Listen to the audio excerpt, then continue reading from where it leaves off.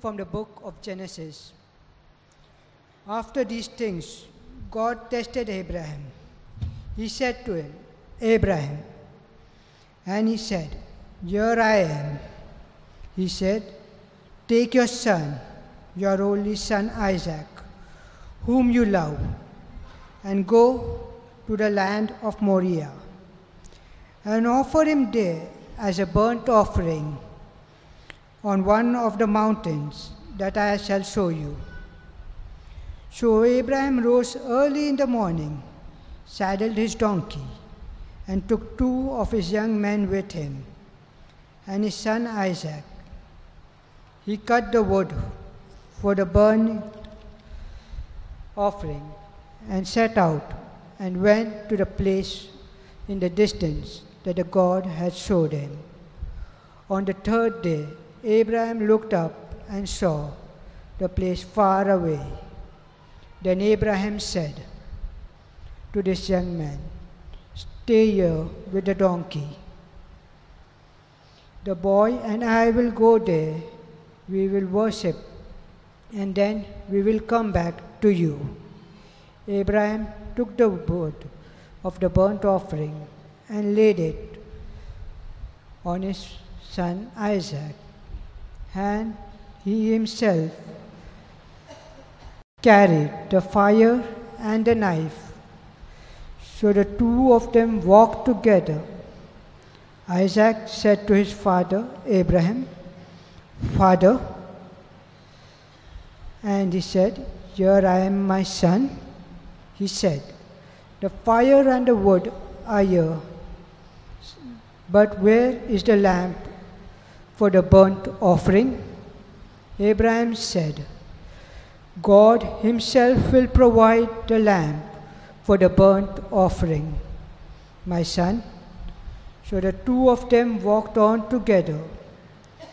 When they came to the place that the God had showed him, Abraham built an altar there and laid the wood in order. He bound his son Isaac and laid him on the altar on top of the wood. Then Abraham reached out on his hand and took the knife to kill his son. But the angel of the Lord called to him from heaven and said, Abraham, Abraham.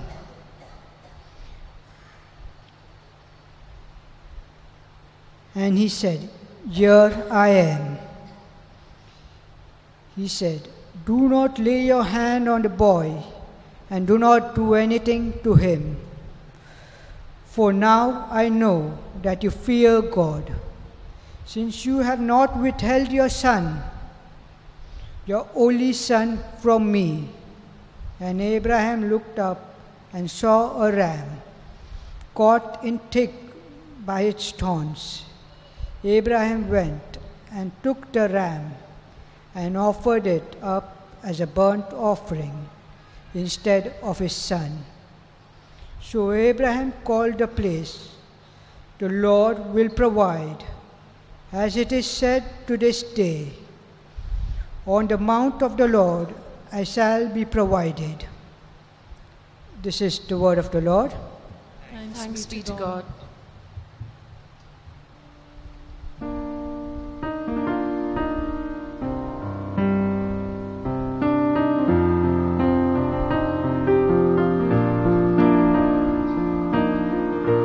Oh, the word of my Lord, deep within my being,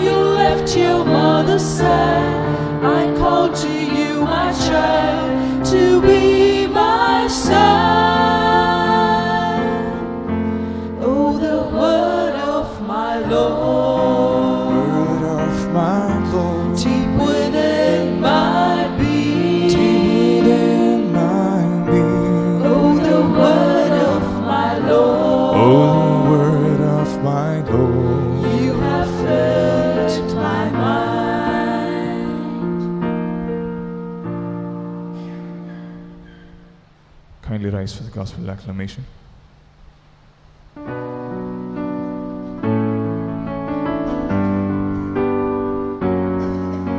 Sing hallelujah to the Lord. Hallelujah to the Lord. Sing hallelujah to the Lord. Sing hallelujah.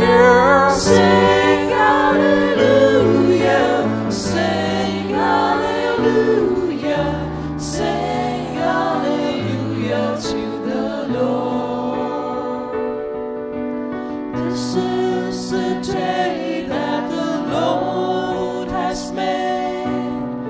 Let us be glad and rejoice in it. Let us rejoice in it. Let us rejoice in it. This is the day that the Lord has made. Sing hallelujah to the Lord. Hallelujah to the Lord. Sing hallelujah to the Sing Lord. hallelujah. Sing hallelujah. Sing hallelujah. Sing hallelujah to the Lord. The Lord be with you. And with your spirit. A reading from the Holy Gospel according to Saint Luke. Glory to you, O Lord. Jesus entered Jericho and was passing through it. A man was there named Zacchaeus. He was a chief tax collector and was rich.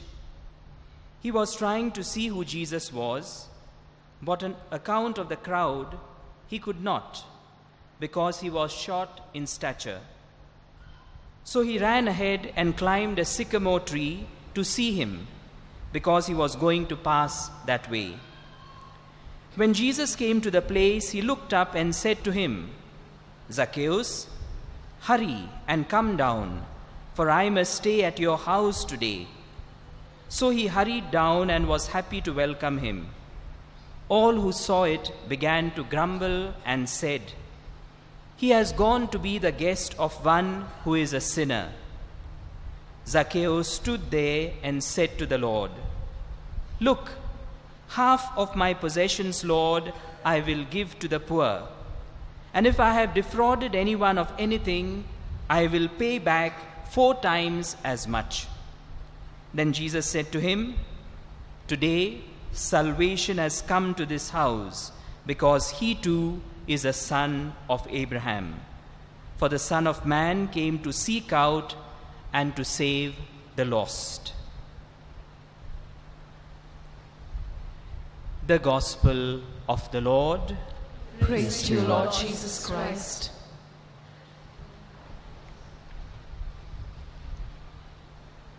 Dear brothers and sisters, on this 4th day of preparation for the feast of the infant Jesus, we have the theme, God Experience Enables Joyful Sacrifice. God Experience enables joyful sacrifice. And the readings offer us 2 examples, Abraham and Zacchaeus. So taking their example, let us reflect on this theme in 2 parts. The first is God experience. We will see what God experience was for Abraham and what God experience was for Zacchaeus. We have read from chapter 22, but the life of Abraham begins in chapter 11 of the book of Genesis. And there we are told that Abraham's father, Terah, had already decided to go from Ur to Canaan. They had left their land of Ur because it no longer provided for his and the needs of his growing family, cattle and flock. This we would call a natural migration process.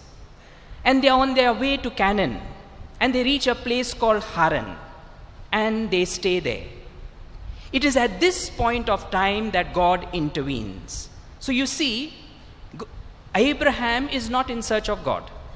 Abraham was on a natural journey, seeking his own benefit or needs, but God enters his life. The initiative comes from God. And sometimes God enters in very natural, ordinary circumstances. Usually, he never enters our life through extraordinary ways, through natural means, through natural happenings.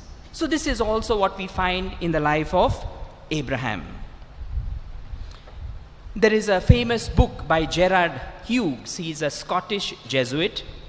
He died a few years ago in 2014. He wrote a book which became a bestseller. In his lifetime itself over 2 lakh copies were sold. God of Surprises. Sometimes God will surprise us in the way he intervenes in our life when we least expect. But now, after God enters the life of Abraham and Abraham now begins obeying God's command, God has to test his faith. And that test we see takes place in today's reading that we had in chapter 22, when he is asked to sacrifice his only son.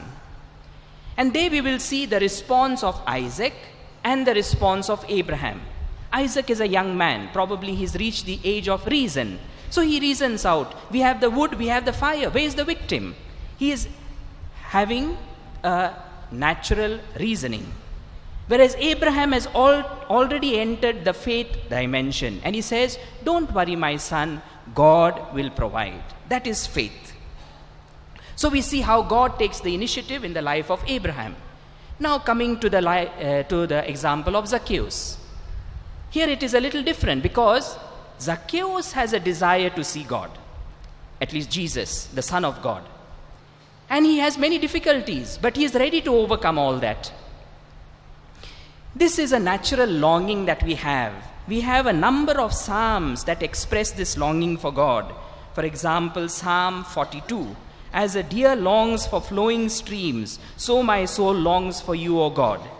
Even the Catechism of the Catholic Church begins with this section. There are 4 numbers on the desire for God. It says all of humanity, Christians or non-Christians, have this desire for God. Zacchaeus had the same desire. But what is something different between his desire and our desire? Often our desire remains a desire. We have just celebrated New Year, and probably we have taken new resolutions. It's our desire to begin anew. But probably by this time we have forgotten them because we don't follow up. We don't work on them. Whereas Zacchaeus not only desired to see God, but he tried his level best to see God. There was the obstacle of his stature. He overcome that obstacle in a strange way, climbed the sycamore tree so that he could have a good view of Jesus. So action follows desire. Second, Zacchaeus wanted to see Jesus, but if you read the passage clearly, Jesus sees Zacchaeus first. Even when Zacchaeus is trying to find out where is Jesus among this crowd, Jesus calls out to him by name. Even before Zacchaeus could introduce himself, what does this tell us? God knows us through and through. Even before Zacchaeus can tell Jesus who he is, God knows who Zacchaeus is. And he calls him by name. Ironically, the word Zacchaeus means clean. And we know that Zacchaeus was a tax collector, a sinner. But Jesus says, no, you were not created to be a sinner. You have to be clean. You have to be Zacchaeus. Pope John Paul II in 2002 wrote a letter on Holy Thursday. He used to write every year a letter to the priests on Holy Thursday. That year he meditated on this passage of Zacchaeus. And he said, that day, why did Zacchaeus climb the sycamore tree? So that he could see Jesus passing by. But that day, Jesus not only passed by, he passed into the life of Jesus. And Jesus tells Zacchaeus, Zacchaeus, today I wish to come and stay in your house. And this word stay is not a good translation. It should be remain. So Jesus is saying, I want to come and hereafter remain with you, Zacchaeus, never to go away. We have a Carmelite saint, Elizabeth of the Trinity, and meditating on this word remain, she says, it is the word of God who gives us this order, expresses this wish. Jesus says, remain in me. Remain in me, not for a few moments, not for a few hours which must pass away, but remain permanently, habitually. Remain in me, pray in me, adore in me, love in me. She's addressing these words to Jesus. Suffer in me, work and act in me. She's inviting Jesus, come and remain permanently in me. We should not invite Jesus like a guest. And we know some guests become pests after a few days. But Jesus is the best guest possible. So when you invite him into your lives, invite him to be a permanent companion, a permanent guest. Now the consequence of this God experience, whether initiative comes from God or whether your action of meeting the Lord follows your desire, is joyful sacrifice. We see in the first instance, when Abraham leaves his territory, he is leaving the territory because it's no longer providing for his needs. So he was not sacrificing anything. He was going in search of a better land. What he gave up at that time, only his citizenship. He could not come and become a citizen of that country again. But then in the next chapter 13, we see Abraham makes another sacrifice. They reach a place and then there is a quarrel between him and Lot. Lot is his nephew. And both are quarreling for the better portion of the land. What does Abraham says? Lot, you choose first. If you choose the right, I will choose the left. He gives him the preference. If you choose the left, I will choose the right. So you see, now he has sacrificed even his longing for a good land. And finally, he is ready to sacrifice even his son. So if we meet the Lord, if God enters into our life, this is the sacrifice that is expected of us. And if we pay attention to the ending of this episode of the sacrifice of Isaac, we are told that Abraham took his son and 2 men. And when they reached the mountain of Moriah, he told the young men, stay here, we will go offer a sacrifice and come back. Now he had gone there with a desire, with the willingness to sacrifice his son. But God intervenes and tells him, I know your intention, you need not sacrifice your son. So he and Isaac return back. But in verse 19, which we did not read, we are told, Abraham returned to his young men, that the 2 young men who had accompanied them, and they arose and went together to Beersheba. No mention of Isaac. Isaac came back. He was not sacrificed. Where is Isaac? Though Isaac is physically present with him, Abraham has sacrificed Isaac on the mountain. Psychologically, he was so attached. So first he had to give up his citizenship, he had to give up his land. Now he is even asked to give up his intimate relationship, his love relationship with his attachment with his only son. And that also he gives up. Though physically Isaac is with him, he has surrendered Isaac into the hands of God. And what does Zacchaeus have to give up? Zacchaeus has to give up his sinful ways. He was making money. And according to restitution, the law of restitution, he had to give only what he had defrauded. He says, no, I will give them 4 times what I have defrauded. This is the sacrifice that Zacchaeus makes after encountering Jesus. So today, as we wish to enter into a deeper relationship with God, what is the sacrifice that he is asking of us? Each one of us will have to see and then respond to that invitation of the Lord. I conclude with these maxims that are given by St. John of the Cross. He teaches us how to be detached from our senses. He says, endeavor to be inclined always, not to the easiest, but to the most difficult, not to the most delightful, but to the most distasteful, not to the most gratifying, but to the less pleasant, not to what means rest for you, but to hard work, not to the consoling, but to the unconsoling, not to the most, but to the least, not to the highest and most precious, but to the lowest and most despised, not to wanting something, but to wanting nothing. Do not go about looking for the best of temporal things, but for the worst, and for Christ, desire to enter into complete darkness, emptiness, and poverty in everything in the world. Novena Prayer to the Infant Jesus. In the name of the Father, and of the Son, and of the Holy Spirit. Amen. To be with the children of men is my happiness, says the Lord. Jesus lived among the people as a friend and helped them in their needs. He healed everyone who had faith in him and came to be known as a spiritual physician. Here, represented as a child, he stretches out his helping hand to all those who have recourse to him. The more you honor me, the more will I bless you, says the infant Jesus of Prague. Let us pray for our intentions.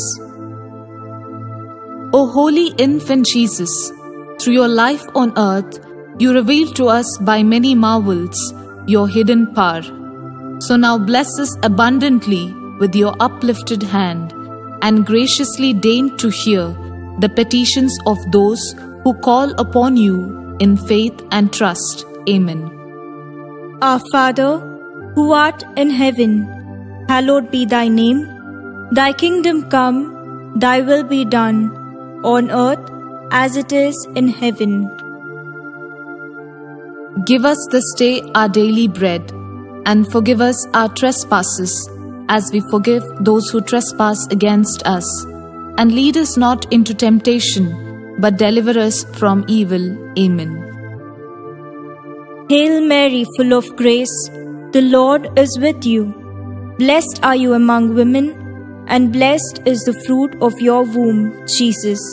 Holy Mary, Mother of God, pray for us sinners, now and at the hour of our death. Amen. And the Word became flesh, and dwelt among us. and the Word became flesh, and dwelt among us. and the Word became flesh, And dwelt among us. and the Word became flesh, And dwelt among us. and the Word became flesh, And dwelt among us. and the Word became flesh, And dwelt among us. and the Word became flesh, And dwelt among us. and the Word became flesh, And dwelt among us. and the Word became flesh, And dwelt among us. and the Word became flesh, And dwelt among us. and the Word became flesh, And dwelt among us. and the Word became flesh. And dwelt among us. Glory be to the Father, and to the Son, and to the Holy Spirit, As it was in the beginning, is now, and ever shall be, world without end. Amen. O infant Jesus, bless us and hear our prayers. Glory be to the Father, and to the Son, and to the Holy Spirit, As it was in the beginning, is now, and ever shall be, world without end. Amen. O infant Jesus, bless us and hear our prayers. Glory be to the Father, and to the Son, and to the Holy Spirit, As it was in the beginning, is now, and ever shall be, world without end. Amen. O infant Jesus, bless us and hear our prayers. O miraculous infant Jesus, look upon us as we turn to you, imploring your assistance in our needs and anxieties. Let your compassionate heart be moved to pity by our supplications and grant us the favor which we ardently implore you. Free us from all affliction and despair, all trials and misfortunes. Give us your support and consolation, good health and happiness, so that we may praise you and the Father and the Holy Spirit now and forever. Amen. Thanksgiving Prayer. O most generous infant Jesus, we on our knees before you have come to express our deep thankfulness to you for all the favors we have received at your hands. We believe, Jesus, that together with the Father and the Holy Spirit, you are our Creator and Savior. Henceforth, we place all our trust in you. Through this miraculous statue, may your devotion be spread throughout the world, and may all people pay homage to your holy childhood and gain thereby untold divine blessings and favors. All praise and honor be to the infant Jesus. Amen. Let's pray for God's blessing. May the Lord Jesus be with you to defend you. May He be with you to sustain you. May He go before you to show you the way. May He follow you to guard you. From above, may He bless you with the Father and the Holy Spirit, who lives and reigns forever and ever. Amen. In the name of the Father, and of the Son, and of the Holy Spirit. Amen.